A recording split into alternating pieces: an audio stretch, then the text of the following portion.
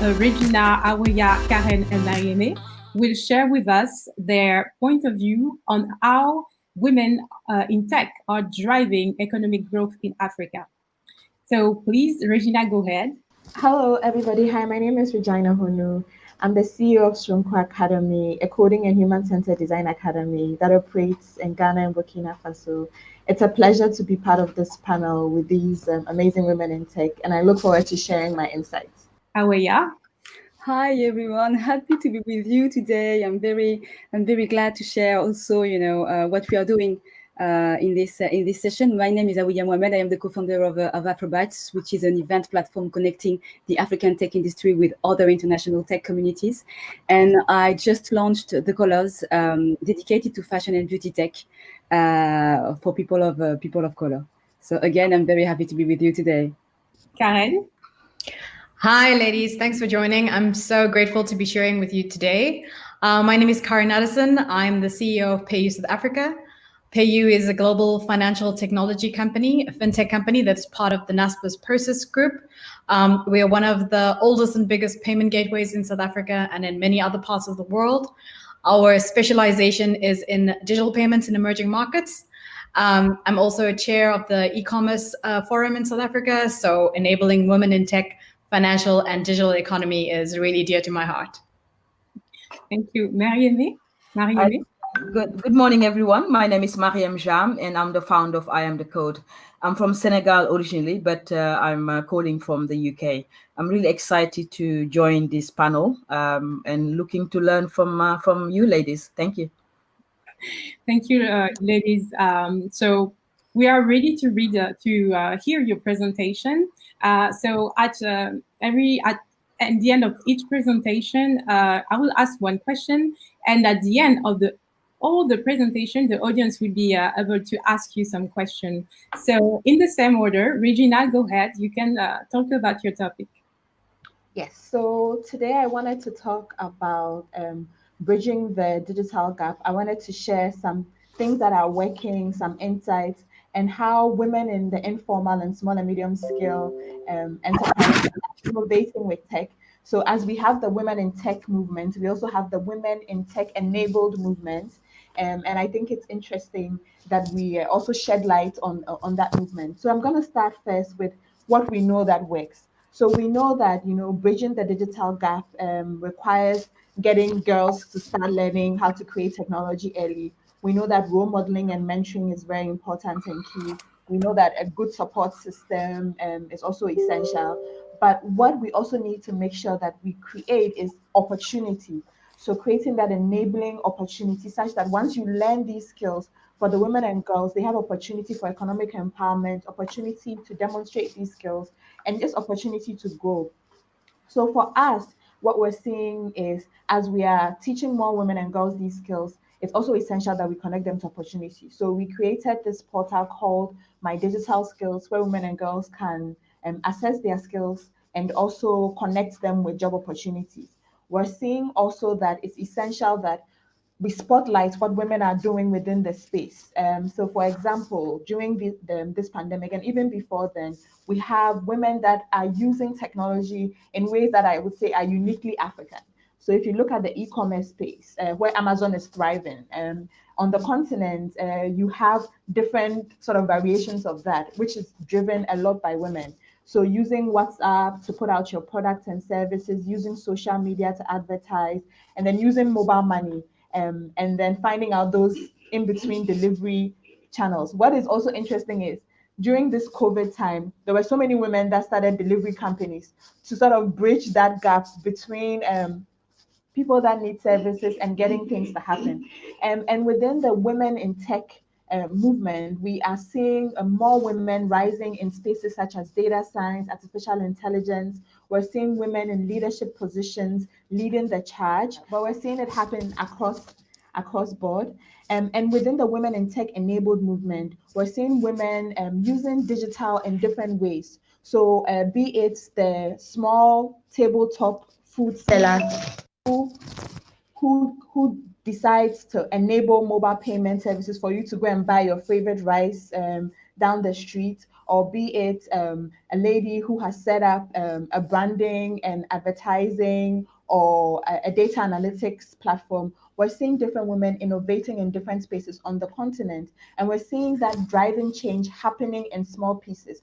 What we need to see more is that intentional investment to these women for them to scale what they are doing. What we need to see more is that collaboration and partnerships for us to see that innovation. So we have been making strides in getting more women in tech, and I want to celebrate that effort. But I think we need to do more also to move the needle. And it's good to be on the panel with all these amazing women, and it's good to discuss this because also dialogue is essential, because we've sort of charted the course, but we need more dialogue. We need more opportunities for these women. And we also need to build a resilience factor. So one of the things that we had to incorporate in our training is those essential soft skills, so that women know that it's fine to fail, and it's, you know, it's okay to keep hearing no as you walk on your journey. And no does not mean that's the end of the road. And no does not mean that you are not capable. And it's also essential to add analog and digital, because for us the conversation is always, how do we reach women that don't have access, which is a big challenge, and that also don't have devices. So devices and access to go online is also a big gap that we need to address. And so for us, we look at how do we use analog channels, how do we use even WhatsApp as a platform, how are we able to do these skills training and reach out to women across board in different sectors, in different spaces at different times. But how do we always ensure that as we are teaching skills, we are enabling opportunity? So I think for me, and this is one of the big takeaways I wanted to share, that as we're talking a lot about women in tech, we're seeing a lot of advancements, we're seeing women doing amazing things. It's also important that we continue to create that opportunity landscape and continue to spotlight what women are doing, such that, you know, there's more investment and more encouragement and mentorship for the younger women coming. Thank you. Thank you, Regina, for this good presentation. So I have one question for you. In Africa, Africa is one one of the most digitally connected population on the planet. There are more than 400 million internet users in Africa. And as you noticed, there is still the issue of the digital divide. So talking about the women economic empowerment, Regina, how do you reach all the women in Ghana, including the women who are in the rural areas? Can you explain us what is your process? How do you deal with this issue? So we do it through a combination of things. The first one is key partnership with different stakeholders. So for us, once we start trainings, and these trainings are involved in different sectors. So first, for young girls, we start in schools across, and these are public and private schools. So there's actually a school, a public school, where we are sort of testing the model of what does it mean to introduce coding to public schools in Ghana. How do we ensure that we're getting a lot of use cases? What does it mean when a child starts from primary one? By the time they reach junior secondary school, what are they able to do with the skills that they built? How do they use those skills? So there's those partnerships with schools. There are also different partnerships with hubs. So what is an interesting concept that is coming up now is there are a lot of hubs sprinkled around in different regions, and some are very basic sort of setups addressing different needs within the community. So what we do is we do these partnerships with these hubs, and we do a train-the-trainer model, or we have a trainer, or we find somebody within the community and train to be able to implement our training. We also do another thing where we do gender sensitization to all these hubs and different organizations that we work with. And sometimes it can be even finding areas. It can be a library, any space where women can gather. But what we also do is we are intentional about teaching that when you're working with women and girls, you have to be intentional about it. And these are some of the approaches that you have to do in terms of the programming. Because for us, it's not just about getting the women, but ensuring that they complete the program and ensuring that they connect with opportunities. And I think the final thing that we do is we look at what are the opportunities within that community that can be digitally enabled. So it's not one size fits all. We're not going to go in and teach a particular digital skill if the women cannot harness opportunities within that community. So what we do is we also do an ecosystem mapping to find out if we're going into these rural communities and we're going to enable these digital skills, what opportunities are there for the women? How can we speak to different stakeholders such that once they are done with the skills training, they can immediately connect with these opportunities. So then it's like you teach them the skills, they're able to do some things within those rural communities, and they don't have to think about migrating to the capital city, or they don't have to worry about learning a skill and just sort of sitting at home and not being able to do anything with that skill. So it's a combination of partnerships, working with different stakeholders, and we're also always happy to work with the government. We've done a lot of collaborations with the government and to do wide access reach. Yeah. Okay, thank you so much for this precision. So we'll go follow with Awiya. Can you present us your activity, please? I won't present my activity. I just would like to develop very quickly 3 points. First of all, I would like to say thank you to Regina for your very insightful, presentation. The first one will be the context, which is a very specific context today. The second one is organizations like what Mariam does every day. And the last one will be examples. So what I try to do at my level to accelerate the dynamic. So the first one is the context. So as you know, the problem of diversity in tech is just, it's not new, it's obvious. So we need to tackle it. And it is very complicated, especially at the moment, as you may know, investors today, in a way, left the continent, and most of them, they won't invest in Africa for 1 year or even more. Some of them said 36 months. So they need to focus, and I understand, they need to focus on the people they have invested in. So the situation is going to be a little bit complicated. So those who are going to make it are those who just focus on their clients before the crisis. So it's very important to be to be aware of this. And those who were also in final stages of discussion of the negotiations, hopefully will make it through. And if you have probably seen the last figures of the people who raised more than $1 million in 2020 in Africa. There were, I think, maybe 50 people. There were only 5 women, and one of them was from the African continent. So, there is still a real problem to tackle. And I know that, with what we are doing today, with discussing it, it's very important, but also to show, and I will go and I will develop it to show the role models, and women like you is also very, very important. But at the same time, it's also very difficult for young ladies to have access to this type of sessions.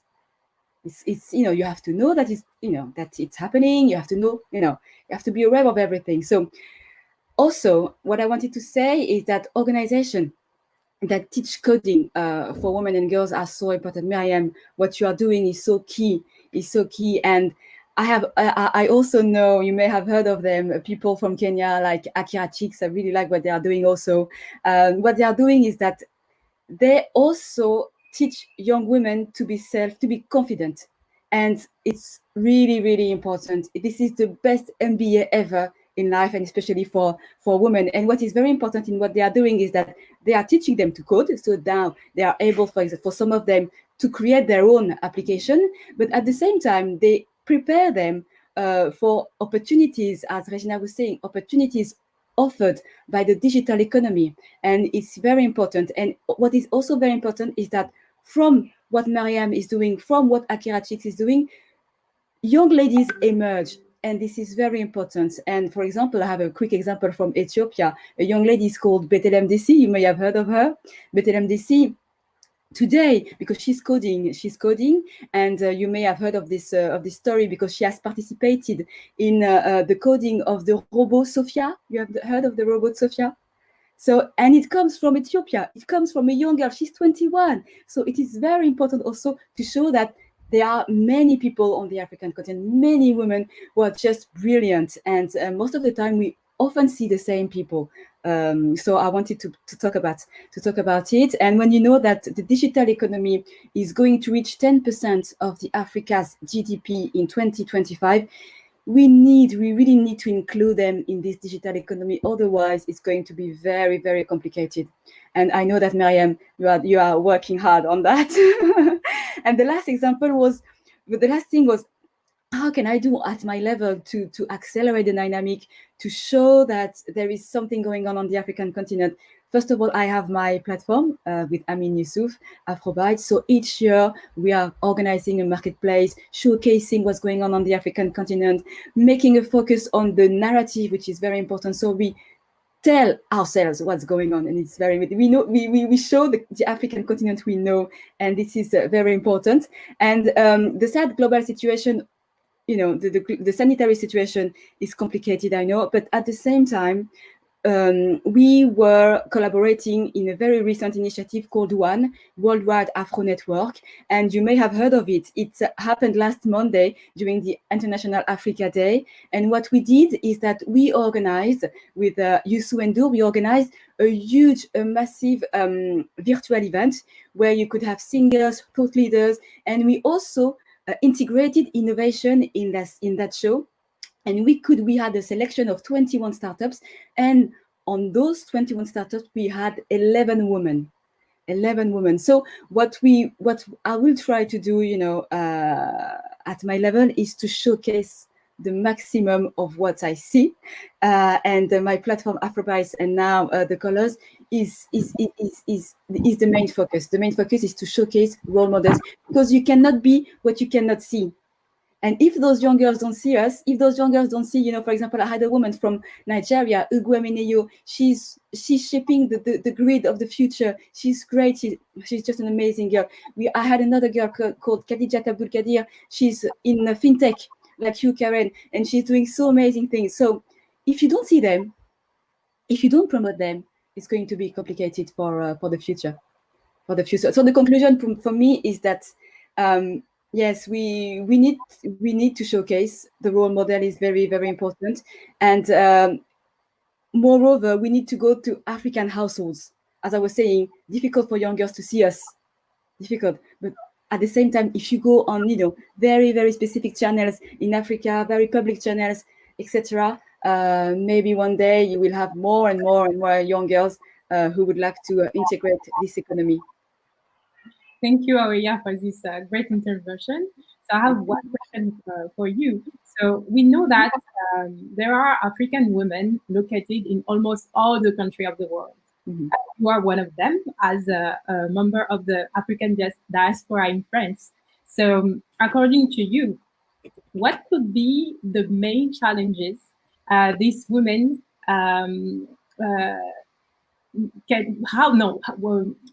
how to say, what could be the main challenges that these women from African diaspora can have to make an impact to make an economic impact in the African continent. Sorry for that. That's okay.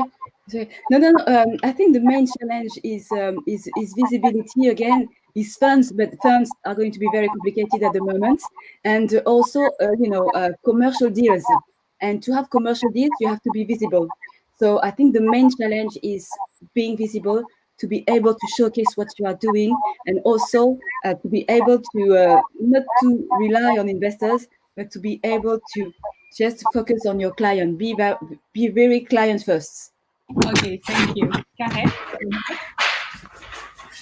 Wow, such passion. It's really, really nice to see all the ladies here. It makes me very, very excited about what's being said and about the future. So thank you, Aweya and Regina, for sharing that.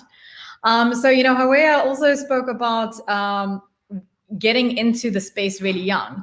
And I was really, really fortunate because I got into the space when I was a young teenage girl. My dad bought me a computer. And so I was able to learn about technology and to start coding from a very young age. It was also offered at my school. When I decided to take up the field, when I went to university, my dad, he thought I was just making the biggest mistake of my life. I wasn't going to pursue the medical degree. He was like, right, she's ruined, forever. And luckily, it turned out very well for me. But that's not really the case with many girls and many women. They don't get that opportunity earlier on in their life. And we know from the statistics that girls are only really exposed much, much later on in their lives and far later than boys, which is really unfair. And it really doesn't level the playing field. If we look at the numbers in South Africa, we know that only 18% of girls are developers. So 82% of them are men, which is really, really drastic. And there's a lot of work that we need to do in that space. So luckily for us, there's a few companies that are now enabling girls and women and teaching them out how to code. A really great company, and you'll hear from Baratang later, is Girl Hype. So they enable young girls, teach them coding skills, place them. Another really great company led by a lady called Prudence is called Dynamic DNA, and they work in the ICT sector. Generally, people from disadvantaged backgrounds, they enable them with the right skills. So not just coding, but it looks at a wide, it takes a wide view of the different roles that you could play in technology and skills people up there, with a big focus also in women, which is really, really what we need. I think that women are a little bit intimidated of coming into the field because they think, oh, well, it's just coding. But actually, I don't code, I think I stopped coding like a very long time ago, and I haven't touched code since. But there's such a big breadth to the opportunities that you can have in the technology sector, and that is something that is missed.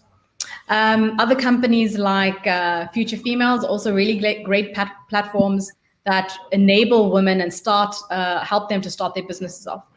I think, these days we also have a few role models in South Africa, and it's really important to have them. As Haweya mentioned, you cannot be what you can't see. So if you have people that you can look up to, especially women of color that you can associate with, I think it helps you just internally think, well, I can be that. I can do more. There's also space for us. So Phuthi, she's the CEO of Naspers, a phenomenal woman, obviously huge company, one that I'm part of. Lillian Barnard, the CEO of Microsoft in South Africa, which is, Microsoft, excellent. And then also entrepreneurs. Aisha Pando has a company called SweepSoft, and that has just done so phenomenally well. And here is a great way to look at how, if you enable women in the technology sector, how they enable and grow the economy, because this is exactly what she's doing. She's taken women from that domestic sector and matching them up with people who need that help, and there's been a lot of research in this area that if you start to invest in women, you definitely uplift the economy. Thank you, Karen, for these inputs.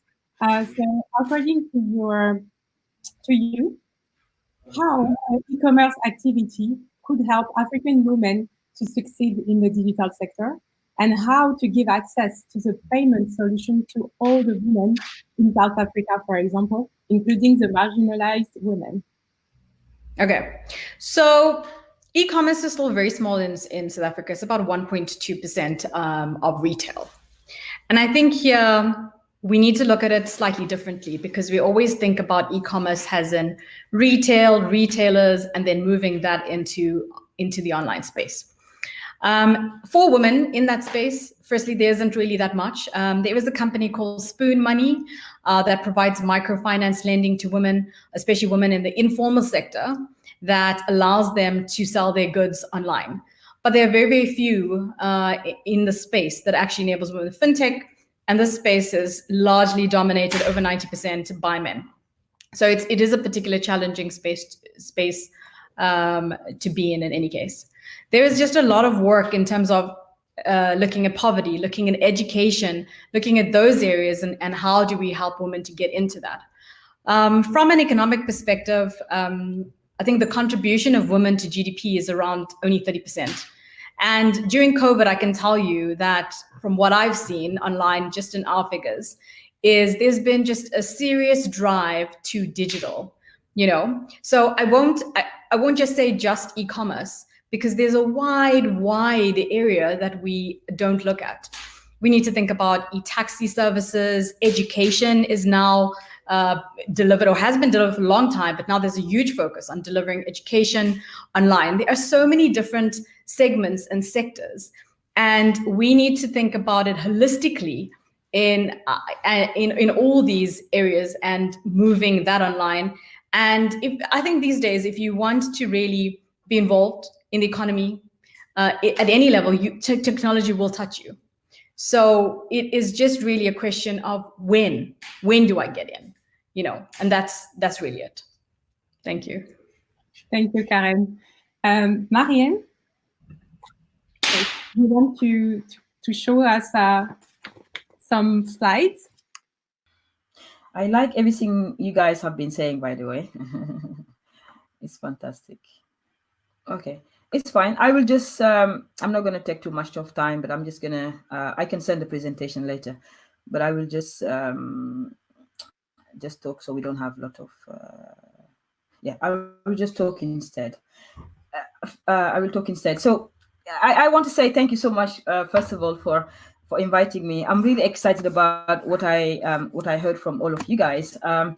It's really amazing. I'm 45 years old, so I'm older than you all. But I've been around for quite long now to understand, what is happening in the continent. I'm really excited that we are all sharing this platform. And I just want to touch a couple of things that really came up, in your talks. The role modeling is really, really important, as Regina was saying. So my name is Mariam Jam. I was born in Senegal. So I wanted to show you a presentation about, my childhood. How did I start? How did I become who I am today? So I didn't go to school. So 45 years later, we need to just think about, the lack of opportunities young women have across the globe. And the fact that we don't have many young women today don't have access to opportunities is just really amazing. So I was born in Senegal with my twin brother, who today is in Germany, and we were abandoned by our mother when we were 5 years old. We had terrible childhood, really difficult childhood growing up as a young kids. So I didn't go to school. I didn't have the opportunity many of you, for example, have to go to school. I never sat in a classroom.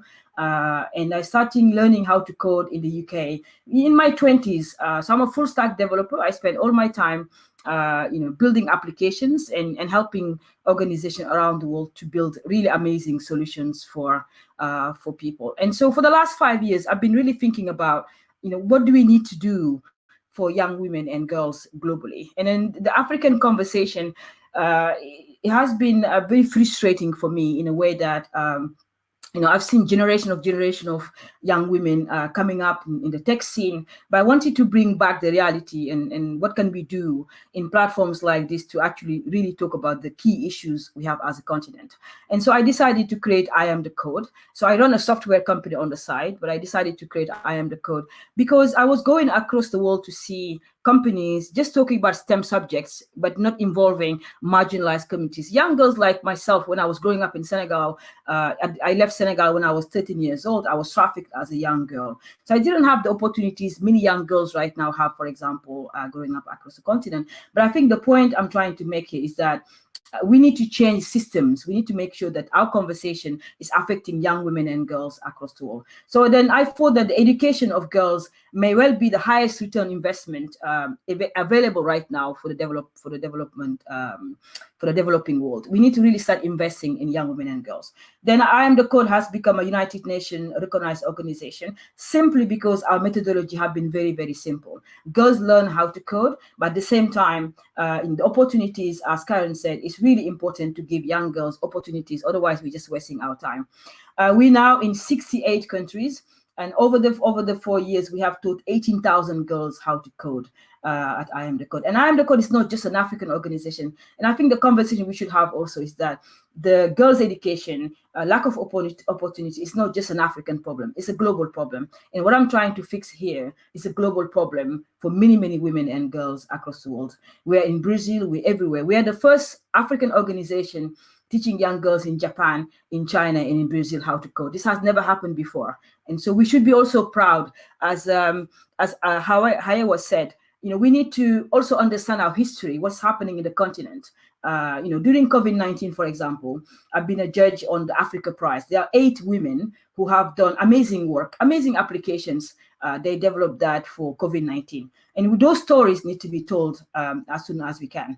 I Am the Code has got pillars that are really helping women, very focused organization looking into not just the coding skills, but how do we make sure young women and girls, the well-being of the girls are being taken care of. Everybody wants girls to learn how to code, but no one is thinking about the wellness of the girls. Nobody is thinking about the well-being of women and girls. So that's my focus right now. I'm looking at research and neuroscientists and looking at how do we take care of traumatized young women and girls growing up across the continent. They don't have no confidence. So again, I'm going to go back to what Iowa said. You cannot be visible if nobody gives you a space. You cannot be visible if you're not confident about yourself, or if you don't have things to say. And sometimes you say, I'm very nervous, I don't want to go to speak to these conferences. But we also need to help people to be more confident, but at the same time have something they can talk about, share their stories, because we all have different stories, but someone needs to give you the platform to go and tell those stories. That's why we're doing a lot of mentoring for young women and girls, very clear mentoring, 12 weeks mentoring programs. The girls go through different programs, and young women as well. When I talk about girls, we talk about 11 to 18 years old, but we also have women who are now 18 to 25. We have the 40 plus women who are also getting into our program and mentoring them. Our purpose is to get 1 million women and girls to learn how to code by the year 2030. And no one will stop us doing this, because I think Africa, the next 10 years, the whole conversation we're having around women and girls coding, we've been talking about this for a very, very long time. I know Regina has been doing this for a very long time, but we need to now move away from just the coding skills. But again, how do we give them skills, and how do we make sure girls are building the applications Africa actually needs right now? We have 52 industries, and half of the industries, nobody actually know what the industries needs, and no one is building solutions around those industries. So we have girls in refugee camps. My focus right now is we have many young women and girls growing up in refugee camps all around the world. Our work is in South Africa. We have amazing girls in South Africa right now, for example, creating masks for COVID-19. But I think we need to have the conversation to make it global conversation, not just African conversation. We have girls in Japan, girls in Kakuma refugee camp, where I've been working for the last 3 months before COVID-19 started. We have over 200,000 girls in Kakuma refugee camp, and they are just refugees from South Sudan, Somali, Burundi, Kinshasa. These are amazing girls, but they are refugees. And we need to also think about the humanity component when we're building solutions. Talking about African narratives, we need to also think about all the people that we don't talk about all the time. And I've been working in Dadaab refugee camp, where we have 97% of that camp is Somali girls. It's really fascinating what is happening in our continent. And I think that having a platform like Afrobyte or Africa Gathering, where we can showcase this conversation, really, really important. I started doing the well-being clubs because I really think that we need to look into the mind and the body of our young women and girls. Many women right now in Africa are depressed, especially with COVID-19. They don't know what's going to happen. They don't know what they want to do. They're really struggling, and we need to make sure we take care of our people. A very good workforce means a healthy workforce is really important for Africa. We can't just mask the issues. We need to create mental health places. We need to have conversations. The women and girls need to have mentoring programs where they can feel free, trust, and have confidence to talk about the issues, so they can run their businesses in a very healthy way. And the last point I just want to mention is the skills. I believe that skills equal money. If young women don't have skills, they cannot go to platforms. Everyone is not lucky like us. We are the probably 1% or 2% in Africa right now who have opportunities or mentoring or networks. But there are so many young women across Africa and across the globe, by the way, who don't have skills. That's why the coding skills we're teaching the girls, we just don't teach them coding skills, but we are trying to make young women and girls to become digitally literate young women, intelligent women who can build the applications that the continent needs right now. And so those solutions can be sold globally as well. And my last point is I would like to have you all on my podcast. And I just like what Regina said about making sure we have analog channels. It's not everyone who have access to a mobile phone in Africa. It's not everyone who can listen to what you and I are saying right now. So we need to start moving the conversation to offline and giving girls mobile phones or other meaning of communication where they can be informed about what we are talking about right now. Because the entire ecosystem in Africa has been doing this for a very, very long time. But now I think this is the opportunity for us to move away from the usual stuff we talk about, but do something else. Thank you. Thank you, Mariam, for this great presentation. So you are highlighting education, training, mentoring for women and girls as levels. How can they play? So education, training, and mentoring, how can they play a huge role in the economic growth in Africa? Can you give us some details about it?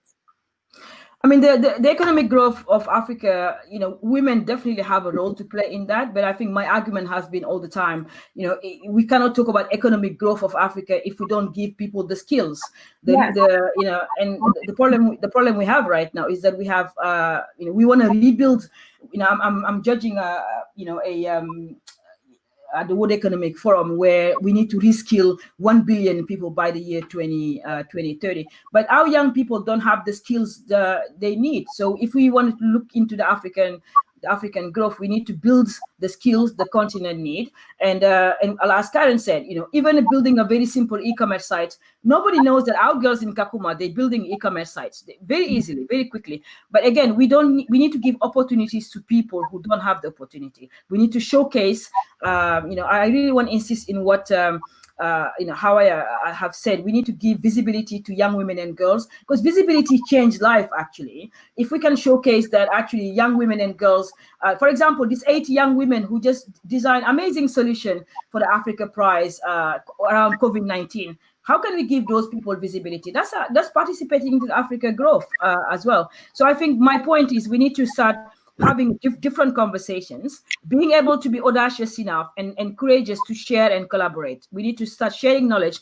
There's so much knowledge in the African continent, but we don't share that. So we need to start sharing, but also using the best practices. What has worked in Ghana? What has worked in South Africa? How can we duplicate this? The reason why I Am the Code is successful as an organization is because we took a very simple design and we took it into 68 countries. This has never happened before in the entire continent. First ever African organization to do this. So the simplicity is also important for the Africa growth. We'd like to complicate things in the continent. And I think if the leaders are listening right now, we need to make things very simple, very clear designs that will have access and impact for everyone, not just few, but for everybody. Thank you so much for these great inputs and testimonies. I don't know if we have questions. So the audience, it's right now if you need to ask some questions, but we have great comments like, thank you, Mariam, for sharing. All of you, you are so great. You are inspiring me. So there is a lot of positive comments. I don't see any question for the moment. So I can give you like 1 minute, few seconds to send a question if you really need to. If not, I think it was a great moment. Thank you for accepting our invitation. Thank you for sharing all these really great stories that will, I hope, help women and young girls to be more involved in technology and become the leaders of tomorrow. And also, we don't have to forget the men that can also be allies in this fight, we can say that, and help us to succeed. So thank you so much. Have a good day, everyone, and bye-bye. See you next time.